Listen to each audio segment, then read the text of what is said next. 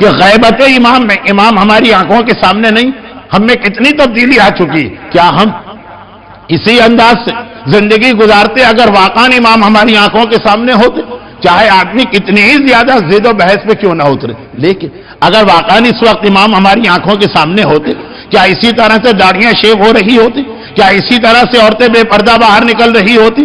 کیا اسی طرح ہمارے گھر وہ ڈسکو اور ڈانس اور ٹی وی اور میڈیا اور چینل سے بھرے ہوتے؟ یہ ساری چیزیں تفصیل سے بعد میں آنے والی، لیکن میں نے کہا نا کہ ایک ضمن ایک جملہ آ گیا. تو امام کے نہ ہونے سے، ہماری آنکھوں سے چھپا رہنے سے ہمارے اس وقت کے کردار میں کتنا فرق پڑ چکا، جبکہ ہمیں اس وقت تو کوئی زحمت دی بھی نہیں جا رہی. ہم اپنے گھروں میں آرام سے بیٹھے ہیں، دنیا بھر کے عیش و آرام کے عالم. تو جب وہاں ہم کو میدان میں بھیجا گیا اور ایسی بڑی طاقت کے مقابلے میں بھیجا گیا کہ جس کی ٹیکنالوجی نے پہلے سے ہی ہم کو دہلا کے رکھ دیا، اور امام اس طرح ہم کو بھیج رہا ہے کہ امام خود بھی ہمارے ساتھ نہیں، وہ کربلا میں ہے، وہ نجف میں ہے، وہ کوفہ میں ہے. ہمیں مثلا بھیجا گیا آسٹریلیا، مثلا ہمیں بھیجا گیا افریقہ، مثلا ہمیں بھیجا گیا ارجنٹائن اور چلی اور برازیل. تو وہاں پر اگر اس لشکر امام کو پہلے سے ویل ٹرین کر کے نہ بھیجا جائے تو بہت زیادہ اس بات کے امکانات ہیں کہ جو عیش و آرام کی زندگی میں بھی غیبت امام کی وجہ سے گناہ کے راستے میں لگ جاتا ہے، تو وہ میدان جنگ کی سختیاں دیکھ کر غیبت امام سے فائدہ اٹھا کر کہیں اس کے قدم لغزش نہ کھا جائیں. تو اس لیے لشکر امام کو تیار کرایا گیا، اور کب سے؟ شہزادی کونین کے زمانے سے. بلکہ کل والا ایک ہی جملہ دوہرا دوں کہ 13 معصومین کے حالات کو دیکھیے تو 18 سال کی زندگی. اچھا یہ مسئلہ تو یہ بچہ بھی جانتا ہوگا، یہ بچے کوئز کمپٹیشن میں بیٹھتے ہیں نا، کہ 14 معصومین میں سب سے مختصر زندگی کس معصوم کی، اور وہ شہزادی کونین 18 سال.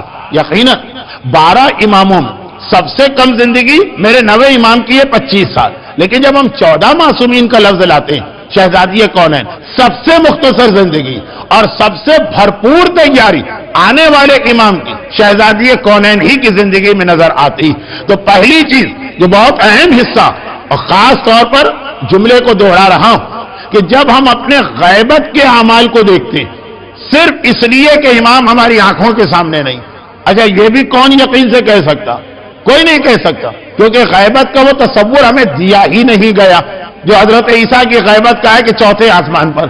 غیبت کا وہ تصور یا عقیدہ، تصور میں غلط کہہ رہا ہوں، وہ عقیدہ ہم کو دیا ہی نہیں گیا جو اصحاب کہف کا ہے کہ غار میں بیٹھے. غیبت کا جو عقیدہ ہم کو دیا گیا وہ تمہارے سامنے، فقط تم نہیں پہچان پا رہے کہ یہ امام تمہاری محفلوں میں بھی آتے ہیں، تمہاری مجلسوں میں بھی آتے ہیں، تمہاری خوشی میں بھی شریک ہوتے ہیں، تمہارے غم میں بھی شریک ہوتے ہیں، تمہارے ساتھ حج میں بھی ہوتے ہیں، تمہارے ساتھ زیارت میں بھی ہوتے ہیں. تو اب یہاں جب اتنی سی بات کہ ہم پہچان نہیں پا رہے کہ اس میں امام کون، لیکن امکان موجود ہے کہ شاید وہ ہمارے سامنے، پھر بھی چونکہ ہم نہیں پہچان پا رہے تو ہمارا کردار وہ ہے ہی نہیں جو اگر امام ہمارے سامنے ہوتے اور ہم ان کو پہچان رہے ہوتے. تو وہاں اتنا بڑا مسئلہ ہے، اس لیے موت کے خوف کو دل سے نکالو. خالی یہ جملہ شہزادی کی زندگی کو اگر آپ دیکھیے تو خالی یہ جملہ کم سے کم 3-4 مجلسیں چاہتا، لیکن چونکہ میں اس سلسلہ مجالس میں وہ تیاری مکمل طریقے سے آپ کے سامنے پیش کر رہا ہوں، اس لیے اسی کو کافی سمجھتا ہوں. ورنہ یہی تاریخ ہے، ان میں سے کوئی ایک تاریخ. شہزادی کی جو آخری وصیت مولا متقیان کے نام ہے، وہ خود ہر صاحب ایمان کو یاد کرنے والی وصیتیں، کئی وصیتیں کی.